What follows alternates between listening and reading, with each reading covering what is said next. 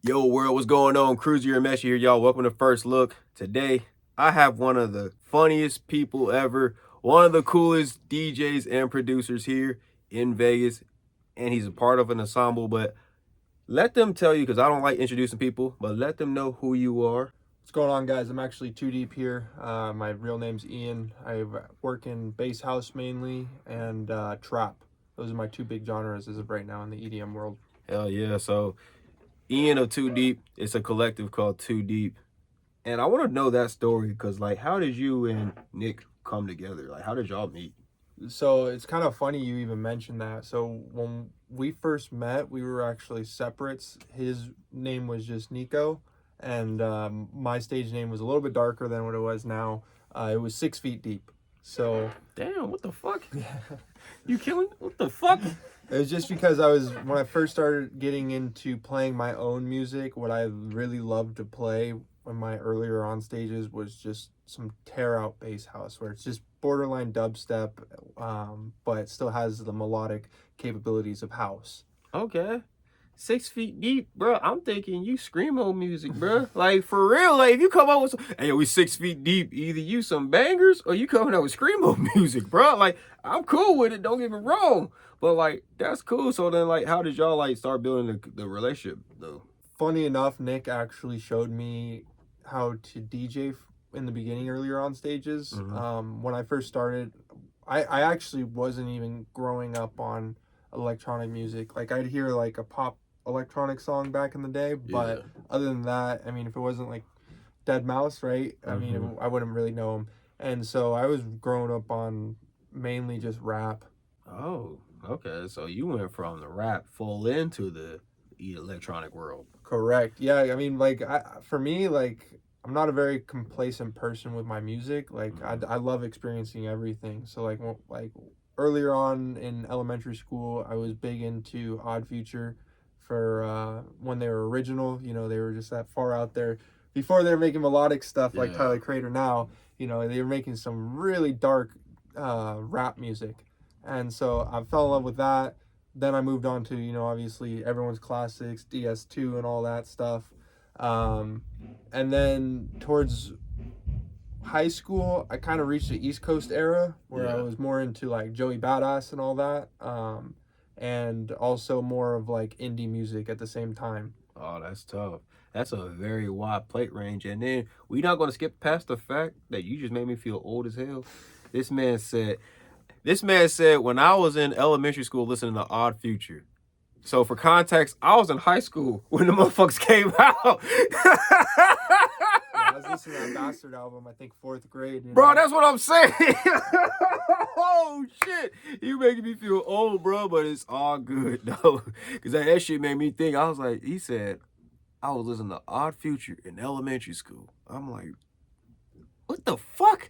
Like, well, like looking back to it, like I think for sure, like it had to be just the vibe of the music, because I definitely had no clue what they were talking about within their music at that time period. Bro, like, I was in high school and I barely understood it, so it had to been the vibe. But shout out to Odd Future though. So, are you originally from Vegas then? No, I'm actually from Washington State. I moved out here in 2015, my freshman year or my sophomore year of high school.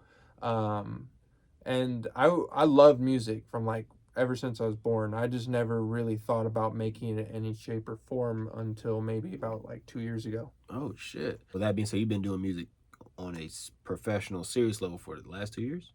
Give or take, probably. Give or take. Okay, and then I know you said Nick taught you how to DJ and everything like that. So how long have you been, would you say, that you started producing? I've been DJing a lot longer than I've been producing, just because DJing when I first started out, all my friends were still in college.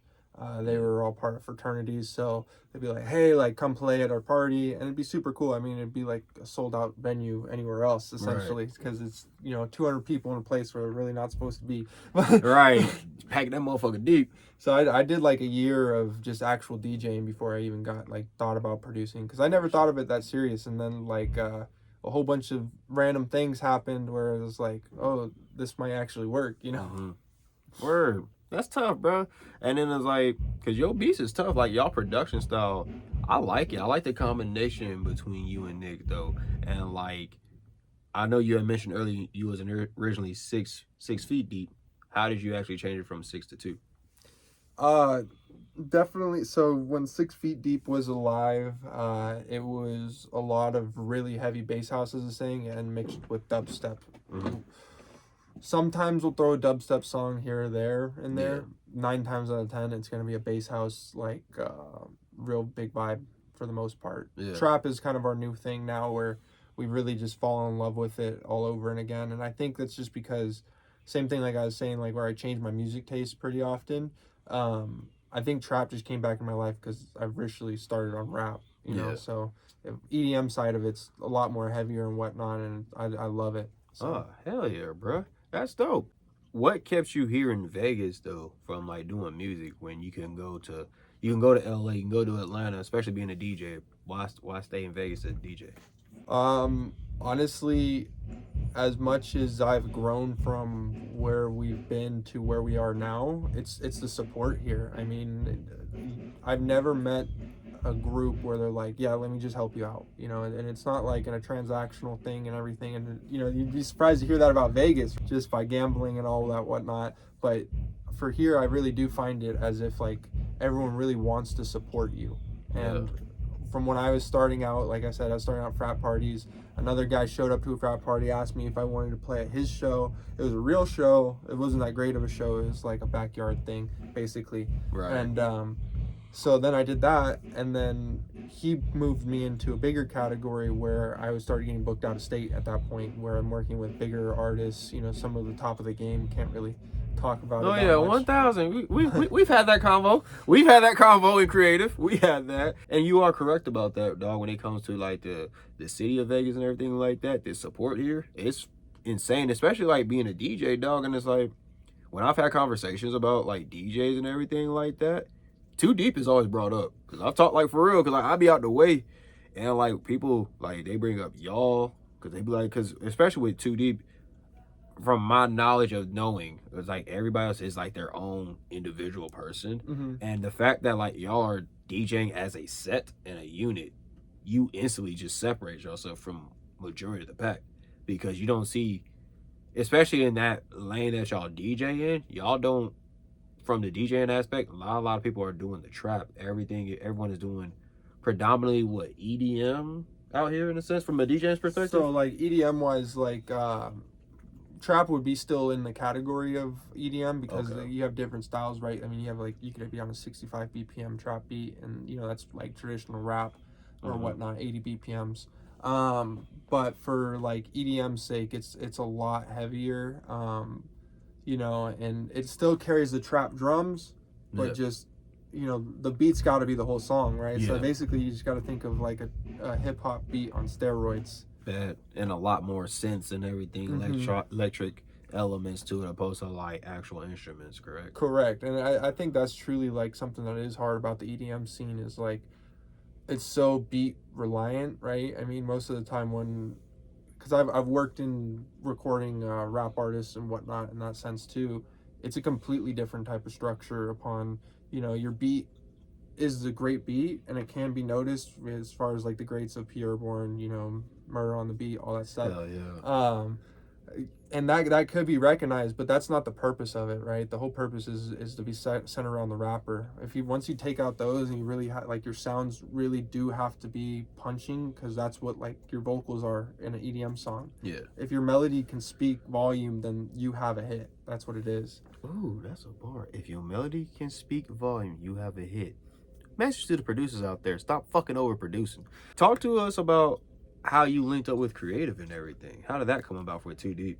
So back to the scene of Las Vegas. I actually got to Creative through JT originally, and Shout out to JT. Dylan. Okay, shout out to Dill, man. Shout out to my dog Dill, man, and JT. So like you met JT through like at a gig, anything like that? So it was a Matroda pre-party.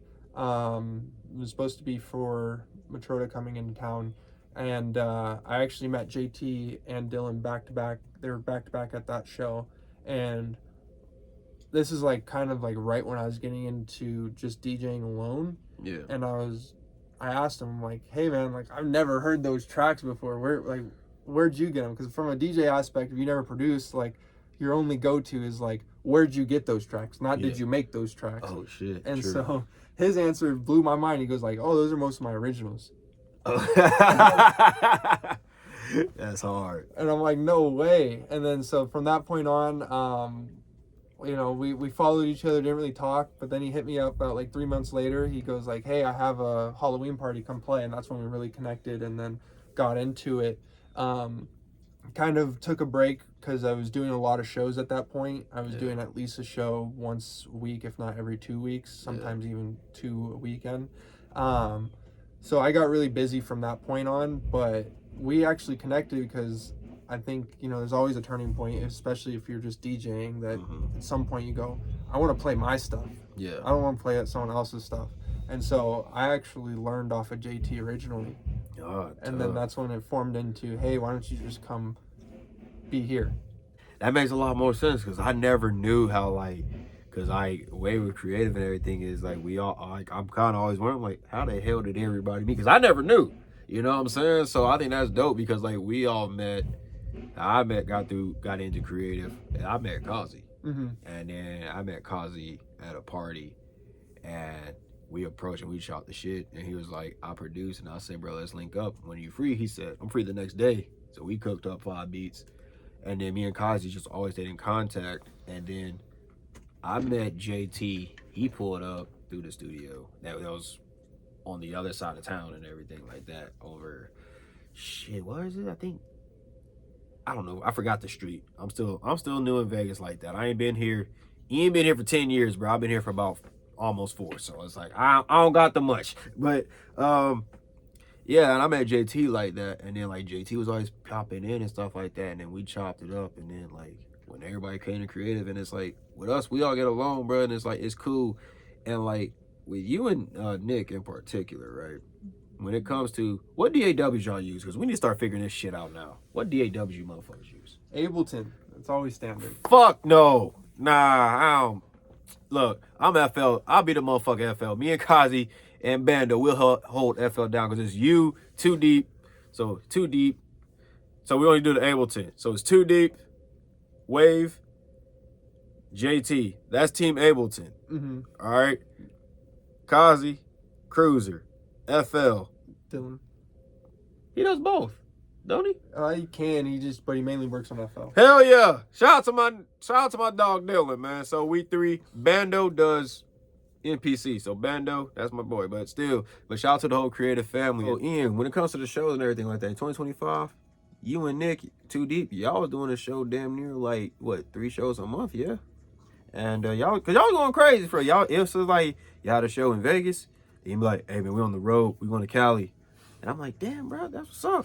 But it's like, and I'm, you know, obviously we teammates and everything in creative. So I was like, hell yeah, my dog's going up. So, but like, when's the next show for Too Deep in 2026? Because I know y'all had one this year, but when's the next show?